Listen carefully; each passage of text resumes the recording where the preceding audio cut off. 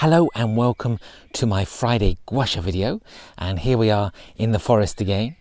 And today we've come a little bit deeper into the forest because to prevent forest fires, a lot of the paths that have been overgrown have been cut back, and I can get even further in. Normally it's impossible to get this far in because I don't know if you can see these over here, but you get tangled in all of these spiked stems which are hanging down, and branches, and it gets a bit painful.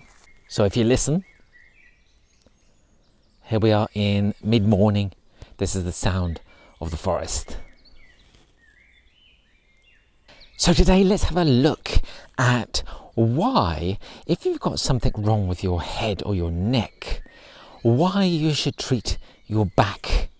And what's the relationship between the back of your legs, your buttocks, your back, your neck, and your head?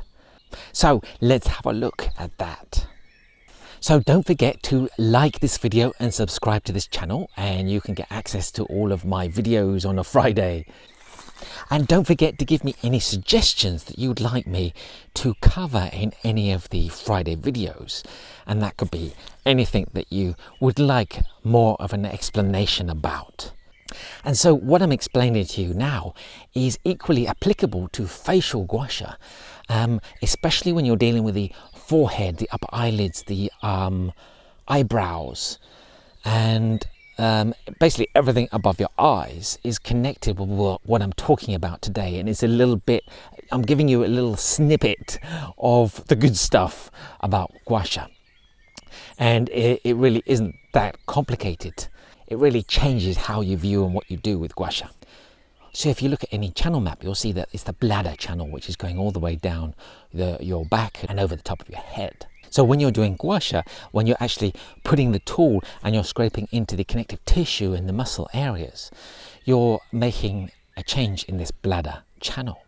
But what you're doing it via the fascia and the connective tissue.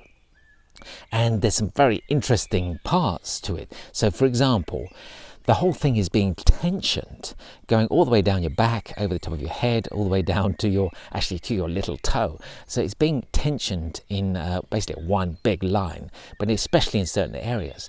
So maybe you're not aware, but the neutral fascia, which is at the back of your neck, this is one of the main tensors of the occipital muscle, which is at the back of your head, and of the frontalis muscle, which is at the front of your head, which is where you get all those worry lines and marks on your forehead.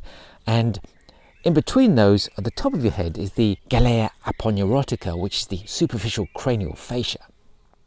And so this is basically being tensed, the whole area over your head. So for example, if you wanted to make changes at your forehead, you can't ignore the fact that it's all being tensioned over the top of your head to the neutral fascia. And the neutral fascia is also connected further down your back. Move your head backwards, straighten your back up, and this is the movement.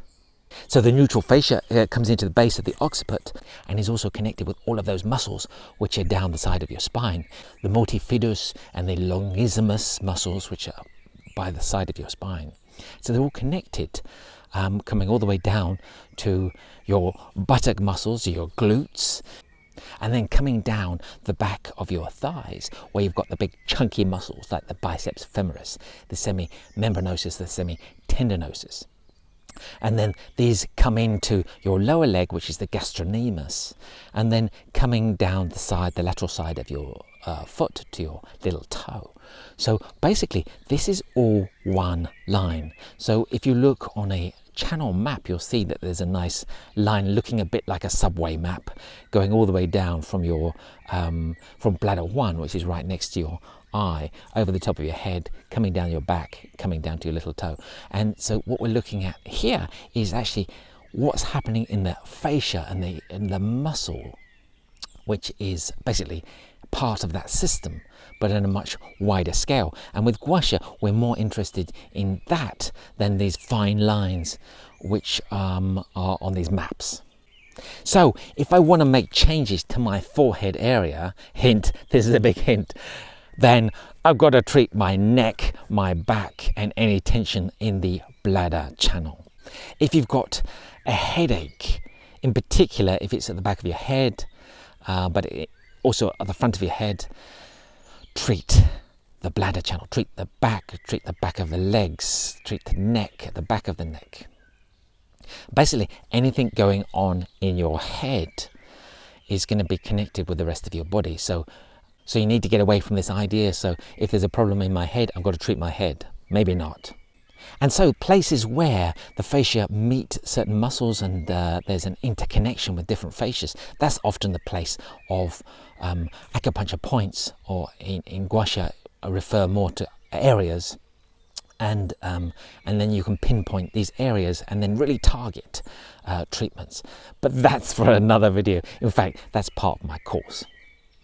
So this is just a snippet, so you can actually understand where it's coming from. When, for example, I might say, okay, you've got to treat your back to treat your forehead. It makes total sense when you think at this level. So that's it for today, and I'll be seeing you next Friday.